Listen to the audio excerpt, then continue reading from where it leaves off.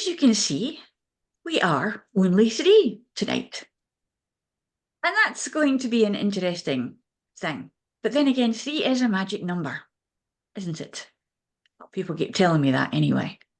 Usually it means you're the third wheel on a date, but that's another story.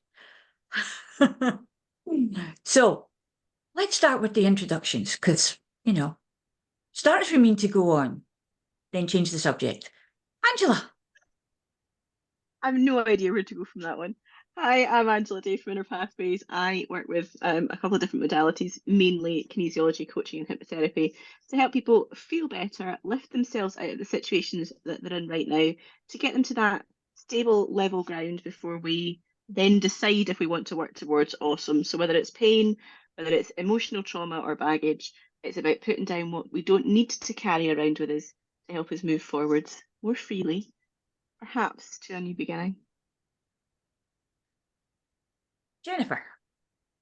I love that. You just got that topic right on in there. I am Jennifer Jurkofsky, and I am a registered psychotherapist, a certified Canadian counselor, intuitive life coach, energy worker. I use all of these different modalities to work with my clients to help them connect back with their true self, right? We're on this journey back home to ourselves, and I'm here to journey with you as you go along and kind of guide and challenge and question to get you to really connect with what's true for you, as opposed to all of the conditioned stuff that we think is our reality. And so, yeah, that's me.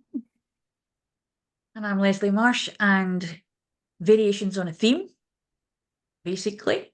Yes, hypnotherapist, shamanic practitioner, healer, teacher, storyteller, in case you hadn't kind of got that in the midst of all of this. We're on number 46.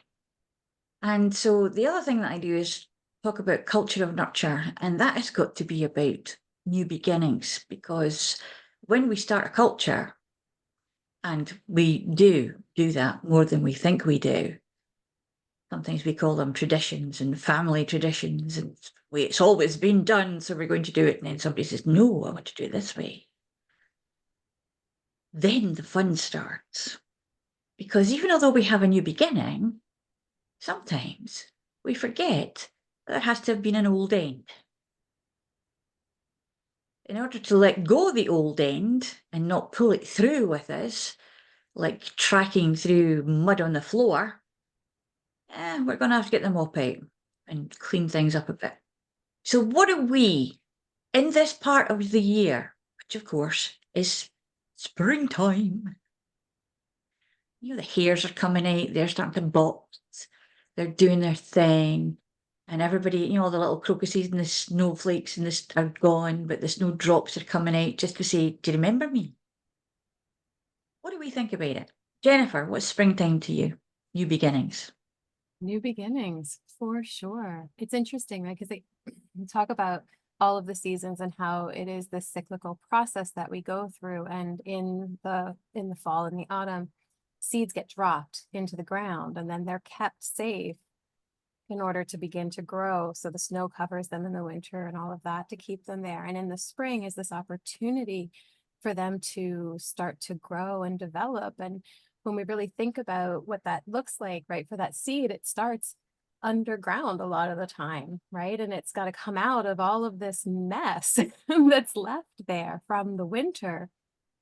But a lot of what that is feeds that seed, right? And allows it to get the nourishment that it needs to be able to grow. And so I think that it's such a beautiful image of what a new beginning actually is, right? This idea that we're able to start a new beginning because we've realized all of these things that have contributed to it, and we're willing to do something different to come out of that, right? As you were saying. Hello. Just as you were talking as well about that, the beginnings and the endings, it just jumped into my head, and it's now kind of got that little earworm, and I'm sure it's a song, but there's something along the lines of every new beginning is another beginning's end. And it's that way that nothing ever has to stay stuck. We can always be looking for ending something, starting something new. We do that every night when we go to bed. Mhm. We end the day and we get up for the new day. So it doesn't have to be scary. It can be invigorating. It can be challenging.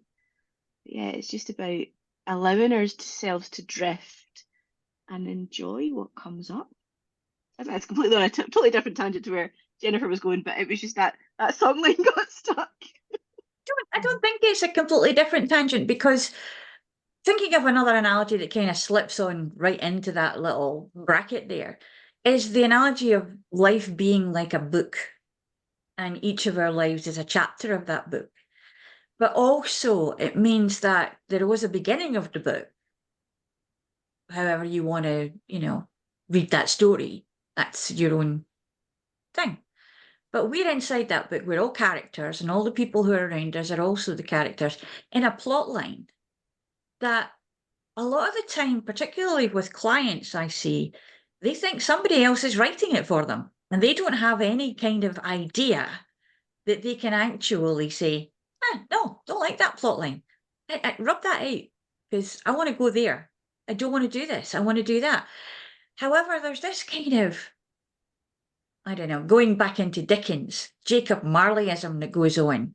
We're carrying the chains and the big weighted chests of all the things of our forefathers and our grannies and our granddads and our mums and dads, of what they couldn't do and what they didn't want to do, and how you could never do that because we've had to carry these. How dare you even think of not going there? So it's the stories that we tell each other. Or the stories that we're telling ourselves. Yeah.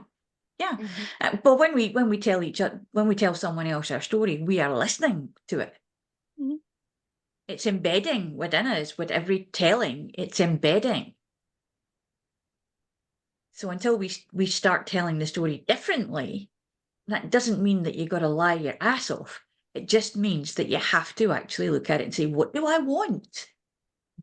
We talk about freedom just before we came on, and freedom means different things to different people, especially when they don't have it. Well, yeah. I remember going, through really difficult times in my own experience. And one of the things that I saw was a picture, and it said, at any point in time, you can decide this is not how your story is going to end. Right. And to be able to recognize that, exactly as you're both saying, like, we have this opportunity to rewrite, and not even just rewrite, but we can say, yeah, all of this stuff is part of that past story, but it doesn't have to flow forward into what is my next phase of this story. Right. And so at any point in time, we have an opportunity to gain that freedom from what has come before and allow ourselves to decide how we want to write the story moving forward into a new beginning. And I guess it's also remembering that whether you want to use the book analogy or the driving the car analogy, are you a passenger in the story, or are you in the driving seat in the story? Is it your voice? Which point of view? A lot of books I've been reading recently have been dual points of view. Is it your story? Is it your chapter? Are you navigating it, or are you not? And if you're not navigating it, is that a choice that you wanted to make? Because sometimes it's nice just to sit back and see how things go. But if that's not your choice and that's not how you want to be going, maybe it's time to swap seats or swap POVs. That's an interesting point, because we get comfortable, we get familiar with and others around us get familiar with that idea of, oh, they're just going to sit back and they're just watching. They're not really going to take part in this. I can do anything I want to, and they'll just go along for the ride. And even although that person might be sitting there going, I hate this, I don't like this, this is not me, they actually have become identified with the situation that the other person has put them in. And a lot of the time, we don't like disappointing people. So we'd stay in our own little lane, and we keep doing it. But at the end of the story of us, what's the biggest thing that people regret? We've heard the research, not doing what they always wanted to do. Yeah. It's not that they didn't have enough money. It's not that they didn't have enough work. It's not that they didn't have enough of whatever. It's the things they didn't get to do, the things that they eschewed because they were too busy being dutiful for someone else, or living someone else's life for them because they were trying to make sure that they couldn't get hurt. Which is never going to work. It's interesting you talked about comfort there as well, because that's something we were talking about this morning. That just like freedom, comfort means different things to different people. So what does comfort mean for you, for anyone that's around you? And actually, is that really what comfort is? Because I think, Leslie, we were talking, it was more from the perspective of, I want to have a comfortable life. Does that mean that I only earn this amount of money? But actually, I could be comfortable earning much more money, or I could be comfortable earning, maybe it's maybe not about the money. Maybe it's about the comfort of friends, the comfort of family, the comfort of my surroundings. Can I afford to put the heating on? We're in Scotland, it's a bit chilly right now. But it is that point of, what does comfort mean as well? And actually, if you're not comfortable, is it because you're up leveling or moving forward into something new? Or is it because somebody else is pushing you in a direction you don't want to go in? It's really interesting as you're both talking about this idea, you know, our conversation around change came up into my mind too, and how often I talk to clients about, you know, these new beginnings, and new beginnings can be really scary for people, right? Because the moment that we do something different, everything around us has to change. And so a lot of times when we work for these new beginnings, where we decide what is our new level of comfort, or we decide what, you know, that freedom piece looks like for us, it doesn't align with the role that other people in our lives have put us in. And in that moment, all of a sudden, all of these relationships, all of these connections, everything that we've had that have been comfortable, even if it's not comfortable, right? It's familiar, but it all has to change. And that can be a really, really scary thing. I think that's true. Bandler actually hates the word comfort zone. He prefers familiarity zone, and I agree with him on that, because it's familiarity. And this is where we got the, I want to go back to normal. Normal is just familiarity. Normal is a myth, like most things that we think of in reality. We make it what it is. And it's amazing how, I mean, we don't start off driving a car. We have to learn, and we have to learn that, you know, we don't have to take our hands off the wheel to look at the mirror. We don't have to take our eyes off the road to look at the gear stick. We don't have to think about where our feet go on the pedals. And, you know, but when we start, we do. We have to think, where does that go? And by that time, we're kind of going off there. Or, you know, which is why they usually take you into a place where you're not going to harm anybody. Or you know, you get used to other ways. But we learn about peripheral vision. We learn about different ways of doing things. We learn about what we can do automatically once we get into the groove of it, once it comes muscle memory.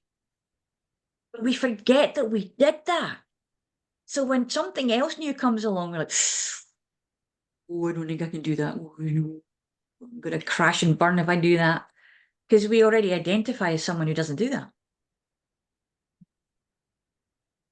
I think there's a part to that as well, as about expectations. It's the expectations of other people, it's the expectations we put on ourselves. So the expectation is, and it was interesting, I took an ex out many years ago when he was learning to drive, and he really struggled to get the hang of the manual stick shift, and really struggled with that. And he got so frustrated and says, well, how can you do it and I can't do it? So his expectation is, I could do it, so he should just be able to jump straight in the car and off he goes. So fast forward however many years later, and we are still good friends. I do still spend time with him when I get a chance to. He now has an automatic car license, because for him, manual just wasn't something that was going to come easily. So rather than have that, I'm going to force myself and get so frustrated and everything else, what other options are there? So actually, the expectation that he could just do everything I could do wasn't really based in anything other than a stress reaction or response, perhaps. But it was also that understanding of, do you know what? That's maybe not right for me. I did start down that path, but I've stopped, I've assessed it. This could work better. So just because you've started that new beginning and you've started walking that path, or you've started driving that journey, or you've started that chapter, doesn't mean you can't have a plot twist or jump out of one car into another car, or whatever analogy you want to use.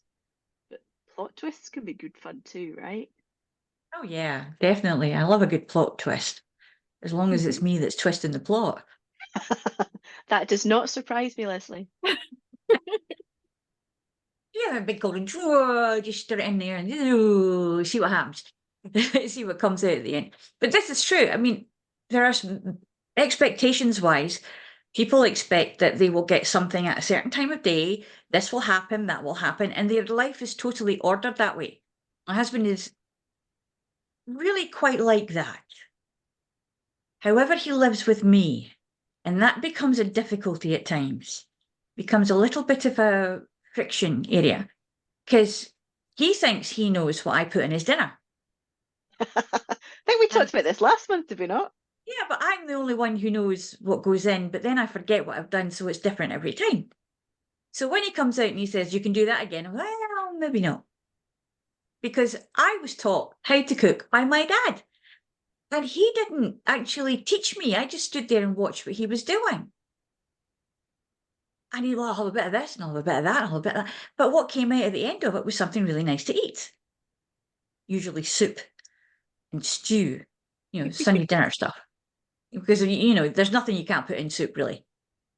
And so I picked up that idea that you didn't have to have a book and a recipe that you followed slavishly. And if it didn't come out right, your whole world was just held off. It was just, oh no, I can't cook. Of course you can cook. You just didn't figure out that food's not your enemy. Neither is the gas. Although, with the price of it these days, it's probably, on a level above where I am. Gas is still cheaper than electric anyway. Oh yeah. I think we might be putting the oven on shortly just to heat the house up. It's not a bad idea. Thinking outside the box.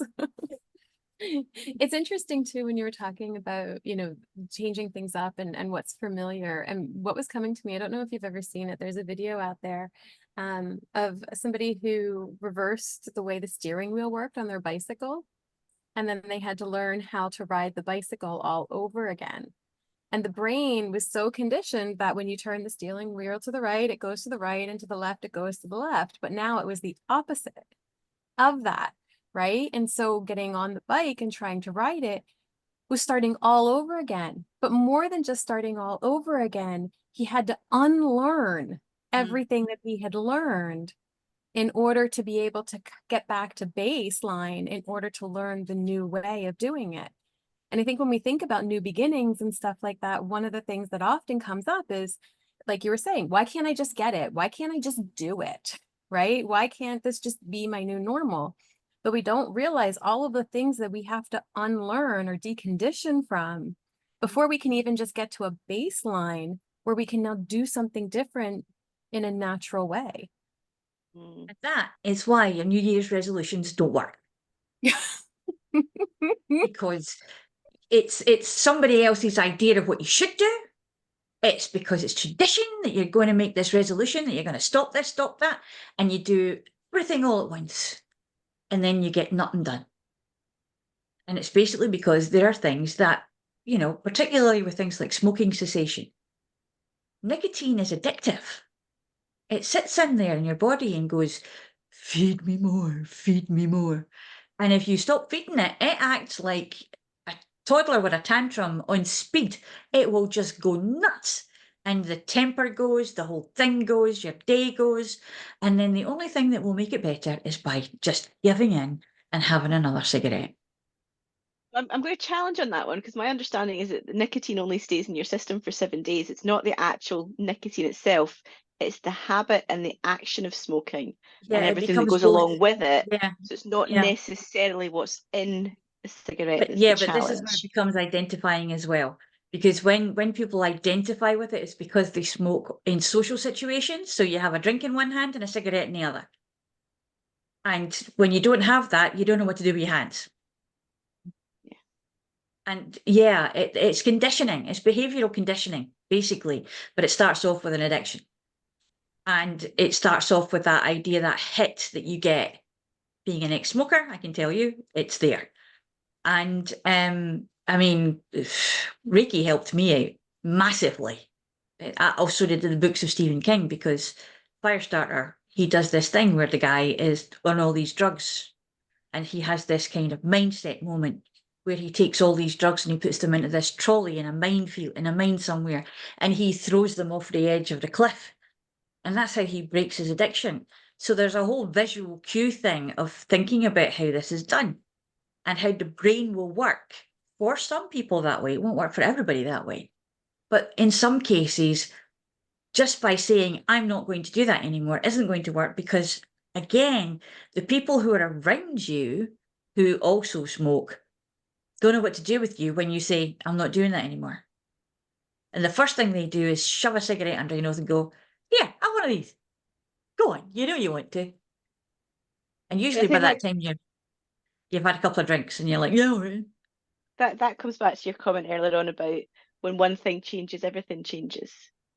So if you're going to make that new beginning and you're going to make that new start, there's a lot of other things that need to happen around about it that may need to change. So those friends might not be the ones that you're going to spend evenings with, because if the evenings you're spending is with alcohol and with drugs or cigarettes or whatever it is, then that's maybe not the people to hang around with in the evenings. That doesn't say you can't spend time with them at all. And I think as well, the connection between alcohol and cigarettes has probably lessened massively with the no smoking inside public places laws that came in many years ago. But I think with a lot of clients I've worked with, the people that say to me that smoking cigarettes make me calm, until I then remind them that actually what they're doing is a breathing exercise every time they take a smoke. So they're Yeah. breathing in for 4, they're holding for 4, they're breathing out for 4. The minute they stop doing that, they're no longer doing the breathing exercise. And for a lot of the clients I've worked with, the minute they've realized that, that's been their game changer. Yeah, it was one of the things that I recognized when I was smoking, was when I was getting frustrated and I was starting to get really, really angry, I would grab a packet of cigarettes. By the time I'd taken the cigarette out and lit it, I had gone down 2 or 3 levels. Because And you it know was, you're going to go into that breathing exercise, which is going to calm everything down, and you've taken a 5-minute break away or a 2-minute break away from the situation before you brought yourself back into the space.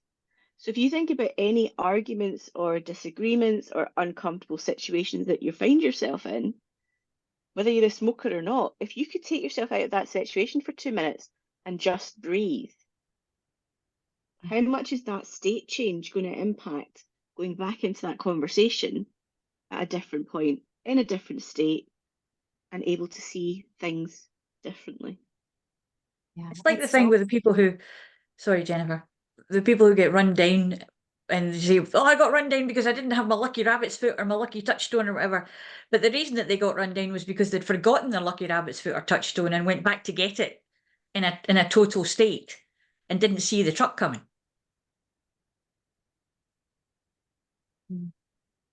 yeah. Self-fulfilling prophecies.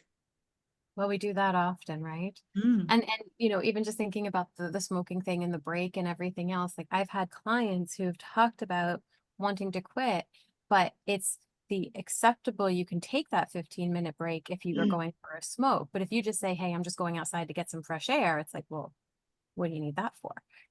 Right. And so understanding that, you know, sometimes we go back to these patterns or these things that are not necessarily good for us because they are serving that purpose.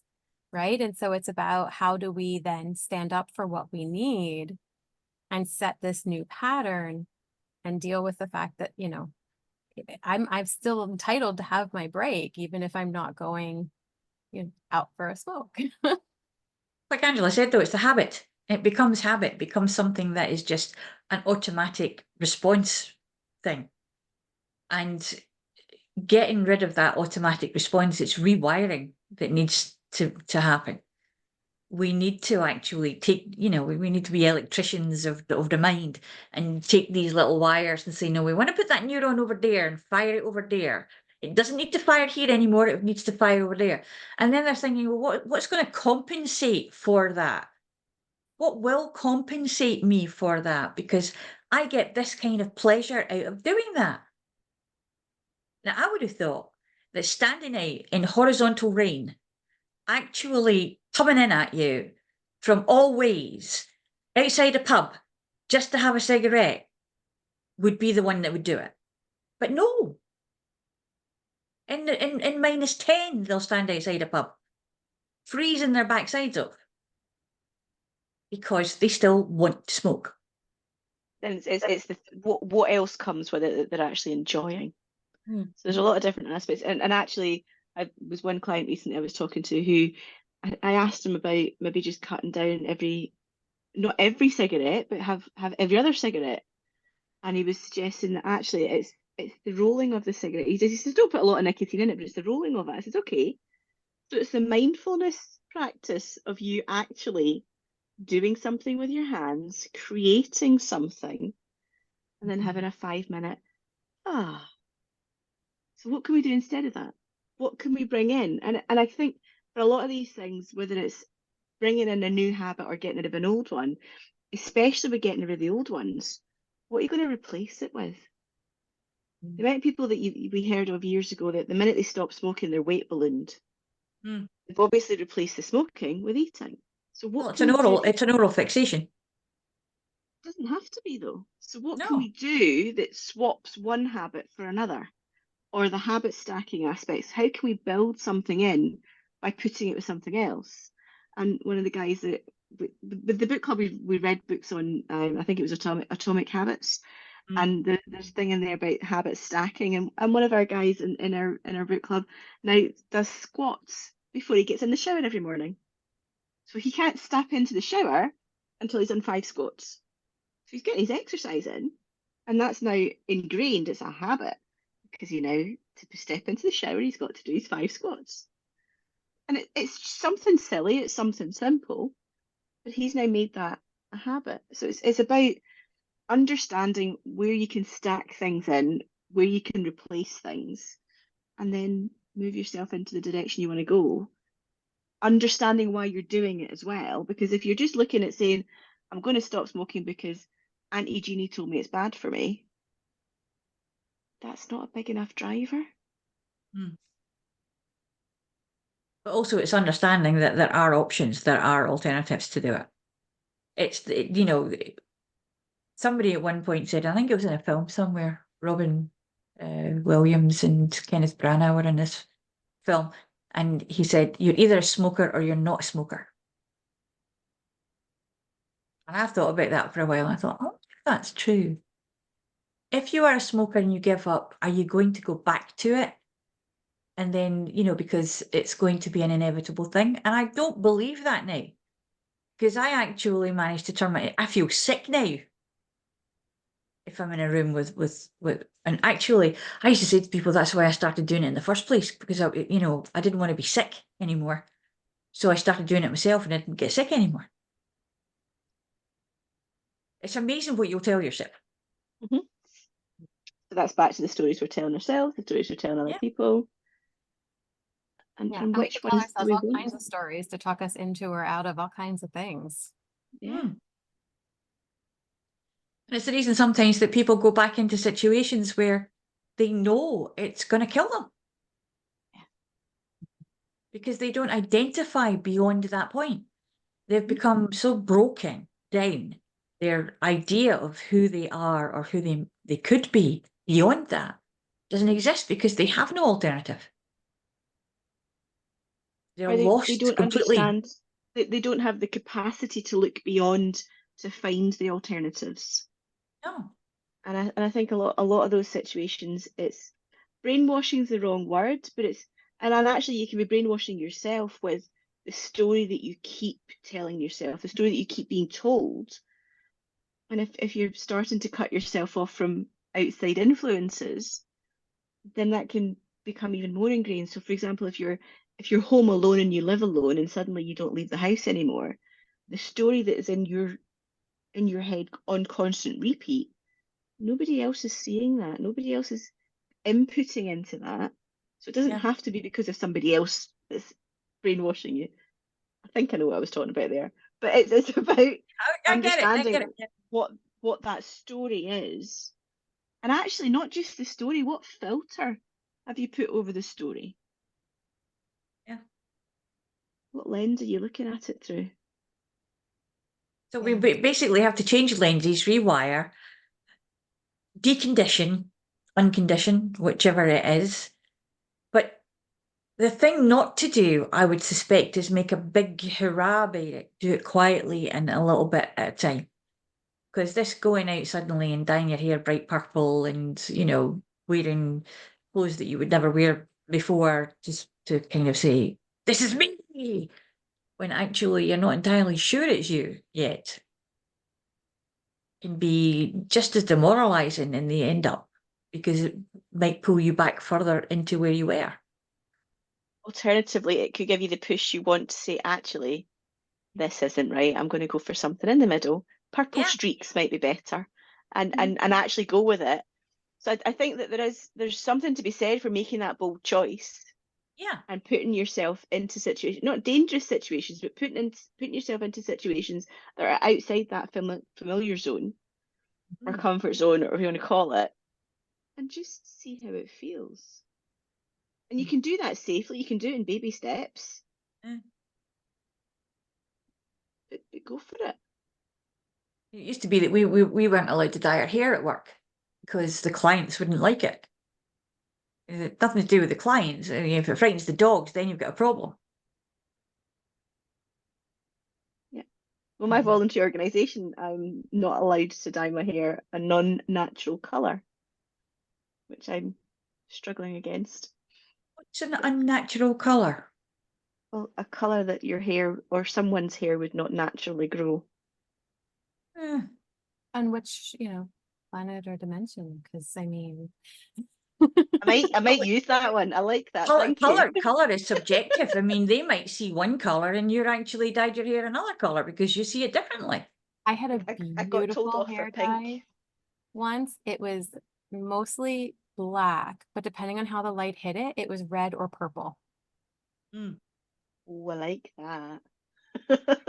That's probably my favorite. If next It's month called I've a got that spectrum, colour. dear. It's called a spectrum. But absolutely, and then it's that situation of whose rules are we being imposed with. So I've chosen to be part of that volunteer organisation. I've chosen to abide by their rules. I'm working on how I can massage around the edges and maybe do the bottom of my hair a different colour. But it's been my choice to do that, work with that organisation. So if I'm going to sign up to that, then I theoretically need to abide by their rules. So that's part of the choice as well. I could have chosen not to do that. I could have chosen, do you know what? Having purple hair is more important to me than working with this volunteer organisation. That's the beauty of choice, though, and owning the fact that we have choice, right? Absolutely. Not jumping into that place of victimhood of like, oh no, I can't do this or I can't do that. Well, what choices do you actually have in that moment, and what are you choosing as a higher priority? Yeah, it doesn't actually mean you like to have a leather jacket that you're going to be a Hell's Angel. It just means you like leather jackets. And maybe you like motorbikes, but it doesn't make you a Hell's Angel. And there's a perception that goes on with it. If you have hair like that, that's a different color, or it's cut a certain way, or maybe you shave your head, then you must be this thing or that thing. And we can't have that because that's not us. The attitude is that you're not a good role model, which I struggle with that when I was told that was the reason behind it. I didn't think the colour of my hair should have any bearing on whether I was a good role model to teenagers or not. but that was what I was given as the reason. Yeah, I totally get where you're coming from. Just because you've chosen to dress in a certain way or act in a certain way doesn't mean that you are suddenly stereotypically that thing. You might want to feel like that thing, but you know, maybe you just don't And go it there. could be you're putting that armor on to say, do you know what? Now that I've got my leather jacket on and I've got my motorbike, I can have that. I am now empowered. I am now embracing that I can do what I want to do, or I can embody whatever the organization. I don't know enough about the Hells Angels to say either way, but embodying that bigger than life, larger than life, whatever. But the challenge is, are you wearing it as an armor to protect yourself and hide behind, or are you wearing it as an armor to up level you and help you to stand into your confidence? Or to push people away. Or So maybe many you're different wearing ways of it looking at because it. it protects you when you fall.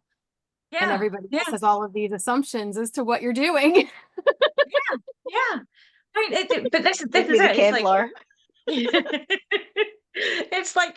it's like looking at the way things have evolved when it comes to protection in certain sports, particularly. And when you see kids, you know, oh, my skateboard, I'm not putting knee pads on. That's not cool.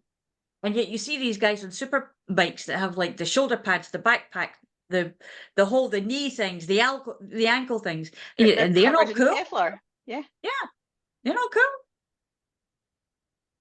Maybe some people wouldn't think they were cool, but you know, each to their own. But it's like that sort of thing. When we start out, if we start out, say, a new beginning is taking up a particular hobby, and it might be a hobby that involves a piece of kit that you're going to have to wear or you're going to have to go around carrying with you. And then people are going to say, ooh, you do that, do you? I didn't know you did that.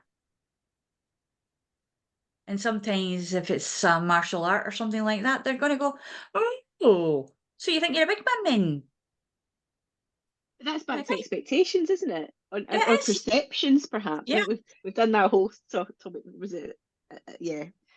Yeah. But yeah, it's expectations and perceptions that you can either buy into and have conversations with people about to then open their awareness and say, just because you're a short woman for Glasgow, you can be a wonderful judo player. Is it players, whatever they are? Player, yeah. Judo player, yeah. You can do that. You don't have to be this stereotypical person. And No, you actually that don't. then opens conversations for other things as well. There's silly little things that I've done things in my life and people are like, you? Really? Mm. Why? Or I would never have thought that would be something you would do. But again, that's a perception of who somebody else thinks we are.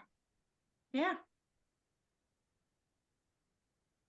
When I was working and they found out that I was going to go to the ballet, their faces. You like the ballet? How did that happen? Well, we had a coffee table when I was a little girl and there were ballet dancers on it.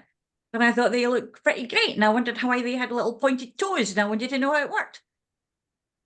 And then the music was quite good. But the interesting thing that they didn't know at the time when they were saying that was that I actually did start ballroom dancing classes when I was very little and I didn't have a choice. Then I discovered a pair of wellies and an elephant, and that just put paid to that. You mean you didn't try and ballroom dance with the elephant? Well, after a fashion, but she had to lift me up back out the moat after I fell down. It was like, you know, elephantine tango doesn't really work. I might actually pay to watch that though. Well, you know, she's not around anymore and I'm not doing it with another elephant. It wouldn't be fair. That's the beauty though with new beginnings, right? We can try all kinds of things and have incredible experiences and go, this is for me, or this is not for me. And that's okay. But this is it, but it's true. We have a new beginning every day because it's like a rebirth every morning when we wake up. Because when we go to sleep, it's almost like a little death because the day before is dying. It's dead. We are going to sleep like nature does during winter. We are going to sleep. But the seeds of the day before have been planted. And it depends on what we nurture throughout the night, what gets settled in there, and what sprouts up the next morning as to whether or not it's going to be daffodils and daisies or something that's really like stingy nettles. And that's entirely up to us, because we can do the weeding. It's, you know, we can make sure that when we start doing things that's better for us, that we can weed out, and I think that's what happens with the deconditioning and the understanding with the people. We can weed out the people who are not going to support us in it, who are going to try and get us back to where they are, pull us back into the mud. You know, and we were stuck. And basically, it's very true what Sting says: if you love somebody, set them free. It wasn't Sting that said it, but, you know, it's more like, you know, if you love someone, let them go. And if they love you, they'll come back again, you know, possibly different and not quite the way you remember them. So that whole thing's just gone. But Back to And if they really refocus. love you, and depending on who they are, maybe they'll stay away. yeah, it's also, you know, when someone comes back, how many people who have done training sessions and gone into coaching sessions, etc., and have come out with that different element of being a different kind of person, of understanding, standing taller, using their voice more, but their partner doesn't like it. And they feel insecure because they don't know what to do with this person, because this wasn't what they married or got involved with, you know. Or perhaps it was, and they just changed so far away from Yes, where they started from. this is And it. I mean, I think with those ones, you can take people with you if they're willing to come. But sometimes it is about severing ties or reducing the amount of impact and influence people have got on you. It's not about, I've had a coaching session, I'm going to get divorced tomorrow. That's not what it's about. It's about developing yourself and then working out, what are your new boundaries? What is now acceptable to you? And then letting everybody know, come with me. I think that's why they do marriage counselling in couples. Still doesn't work all the time, but, you know. That's true. But it's like, was it Rumi who said about walking together for a certain amount of time? And that occasionally it will be that we won't walk together the whole length of the story. We'll peel off and we might meet again somewhere else along the road. But he didn't say all that because he wrote short things. But that was the quote I'm thinking of that's probably similar is, you've got friends for a reason, a season, and for life. And a season comes back around again. So it could be summer, and it could be every year you've got that friend, but it might not be. It might be a cuckoo in the nest.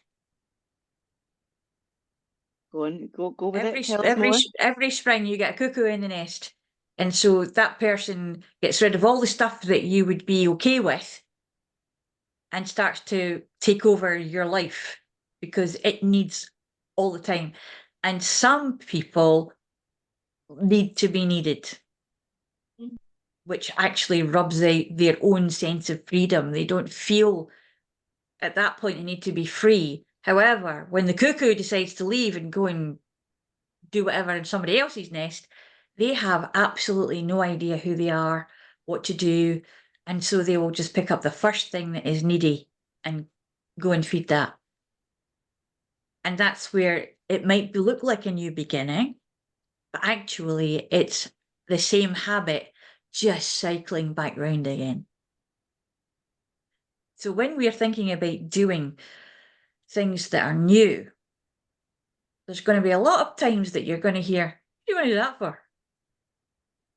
You can't do that. You don't want to do that. Yeah, you don't want to do that. How does anybody else know what we want to do? How does anybody know what we're capable of doing when we're not even sure what we're capable of until we actually go there? And even if we fall at the first hurdle, I'm going to tell you the secret now. It might be that you've got the wrong teacher. And if you go to someone else who teaches the same thing, you might blossom in that endeavor. It's all about horses for courses. See, I'm always getting the animals in there, but that's okay because it helps. It helps me to explain things, and that's my thing about getting new beginnings, because thoughts, when they come into your head, can be new things. They can be ideas. They can be inspirations. Like Angela says, when we breathe in, we are inspiring ourselves. But it doesn't take a lot for somebody else to go, no, you don't do that, if we allow it. That doesn't mean that we say, no, go away, forget it. We just say, well, actually, this is my idea of what I would like to try, what I would like to be, how I would like to see things. If you're with me, you're with me. If you're not with me, bye-bye. So, bye-bye. We'll see you next time. Hopefully you've had a new beginning and a little epiphany. There you go. It'll be fun.